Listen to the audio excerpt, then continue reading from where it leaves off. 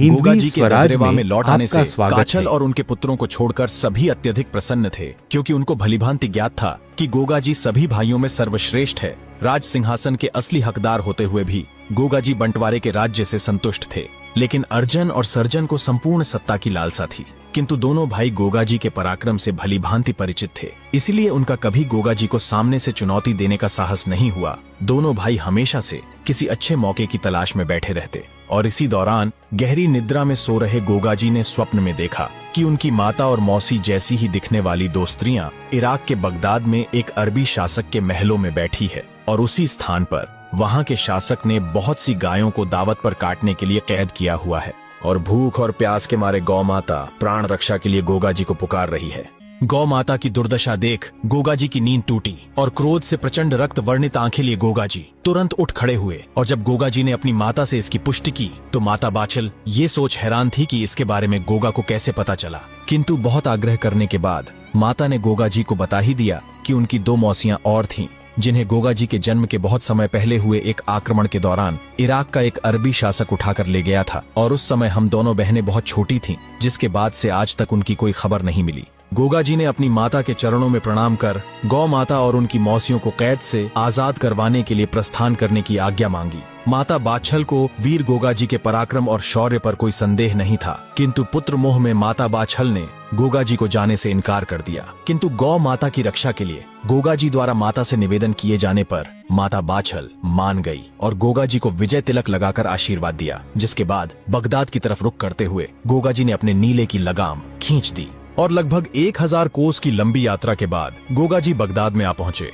और वहां के शासक को युद्ध के लिए ललकारा। अरबी बादशाह बाहर आया और गोगा जी से उनका परिचय पूछा तो गोगा जी ने बताया, मैं बागड़ नरेश राजा जेवर सिंह का पुत्र गोगा चौहान हूँ और तुम्हें युद्ध की चुनौती देता हूँ। जिसके बाद अरबी शासक ने गोगा जी को अकेले ही युद्ध करने आया देख उन पर हंसते हुए उपहास किया, किंतु मूर्ख बादशाह को यह ज्ञात नहीं था उसके सामने उसका काल साक्षात जाहर वीर गोगा जी महाराज के रूप में खड़ा है। गोगा जी की असीम शक्तियों से अनजान बादशाह ने एक सैनिक टुकड़ी को गोगा जी को बंदी बनाने का आदेश दिया। गोगा जी ने अकेले ही अरबों का भीषण नरसंहार किया, और देखते ही देखते वीर गोगा जी ने पूरी सैनिक टुकड़ी की लाशें बिछा डाली। धरती असुरों के रक्त से लाल हो चुकी थी। बादशाह को समझ आ चुका था कि ये कोई साधारण मानव नहीं। उसने बिना समय गवाए अपनी विशाल सेना को गोगा जी को खत्म करने का आदेश दे दिया। लाखों की तादाद में अरबी असुर गोगा जी की तरफ बढ़ने लगे। यह देख गौमाता ने गोभक्त गोपाल भगवान श्री कृष्ण को याद किया, जिसके बाद भगवान के आग्रह करने पर रणचंडी स्वयं माता साक्षात महाकाली के रूप में गोगा जी के साथ रणभूमि में दृश्य शक्ति रूप में प्रकट हुई और गोगा जी को असुरों का अंत करने की शक्ति प्रदान की।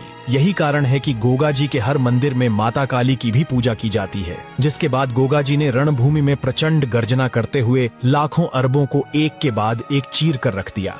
कहा जाता है कि गुरु गोरखनाथ से मिली योग सिद्धियों के कारण गोगा जी एक ही समय पर रणभूमि में अनेकों जगह एक साथ युद्ध करते दिखाई पड़े। अब बादशाह को समझ आ चुका था कि उसका अंत निकट आ चुका है। बादशाह गोगा जी के चरणों में गिर पड़ा और दया की भीख मांगने लगा। तब परम गौ भक्त गोगा जी ने कहा, मैं तुम्हें माफ तो कर देता, किंतु तुम्हारा अपराध क्षमा योग्य नहीं है।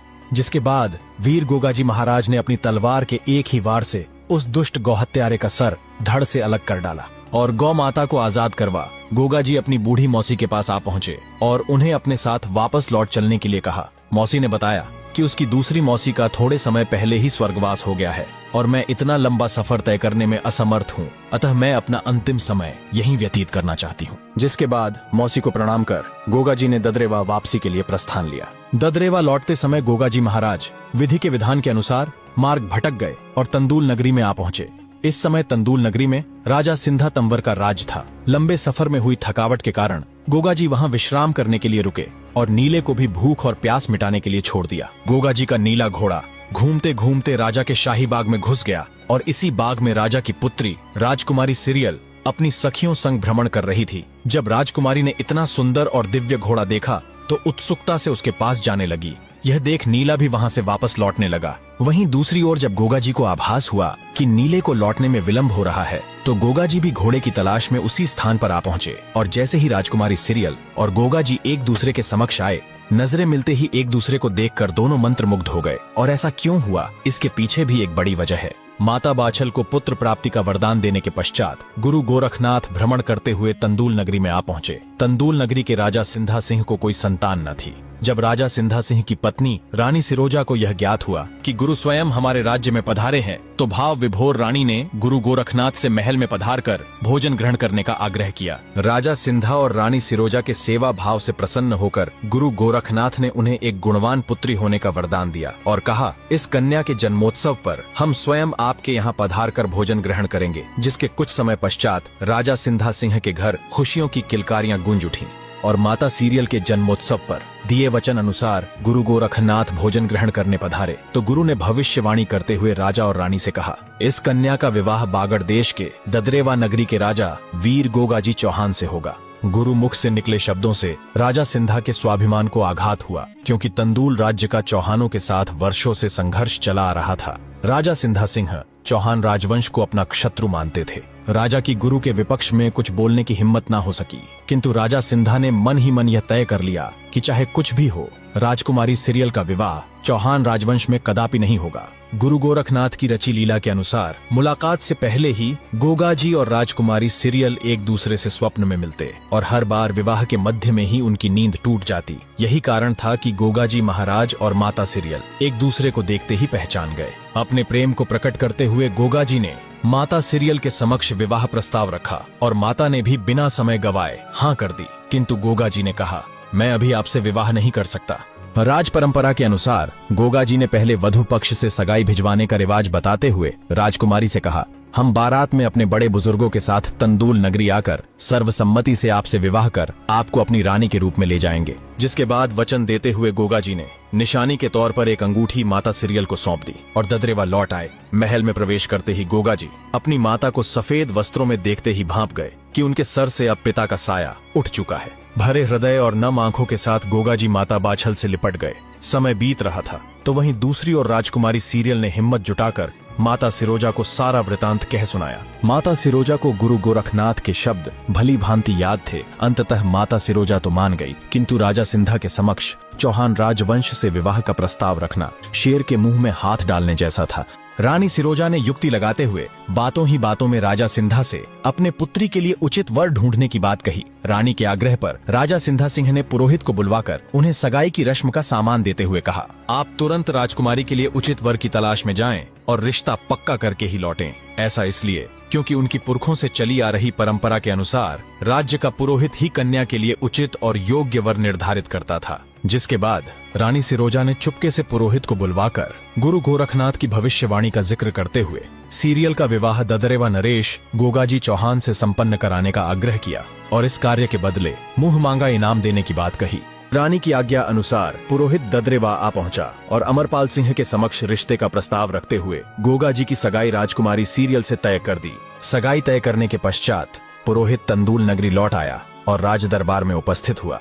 जब राजा सिंधा सिंह को यह ज्ञात हुआ कि पुरोहित राजकुमारी की सगाई चौहान राजवंश में तय कर आया है, तो राजा सिंधा के क्रोध की सीमा न रही और राजा ने कहा कि अगर तुम पुरोहित ना होते तो इसी क्षण तुम्हारा सर धड़ से जुदा कर दिया जाता। जिसके बाद राजा ने पुरोहित को तुरंत जाकर सगाई तोड़ आने का आदेश दिया। भयभीत पुरोहित ददरेवा नगरी के बीहड़ में जा बैठा और मन ही मन भगवान को याद करने लगा, क्योंकि उसे भली भांति ज्ञात था कि चौहान राजवंश इस अपमान का क्या प्रत्युत्तर देगा। और उसी क्षण नगर भ्रमण करते हुए गोगाजी वहां आ पहुंचे और पुरोहित को पहचान लिया। वापसी का कारण पूछने पर शर्मिंदा होते हुए पुरोहित ने सारा वृतांत गोगाजी को कह सुनाया। जिसके बाद स्वयं गोगाजी ने अपनी माता बाछल से सगाई का सामान लाकर पुरोहित को सौंप दिया। जिसके बाद रात में सोते हुए गोगाजी ने स्वप्न में राजकुमारी सीरियल को देखा। सगाई टूट जाने के कारण माता का कोमल हृदय पीड़ा से ग्रसित था। गोगाजी तुरंत उठे और उसी क्षण माता बाछल से आशीर्वाद प्राप्त कर तंदूल की ओर निकल पड़े। वहीं दूसरी ओर जब तक्षक नाग को यह ज्ञात हुआ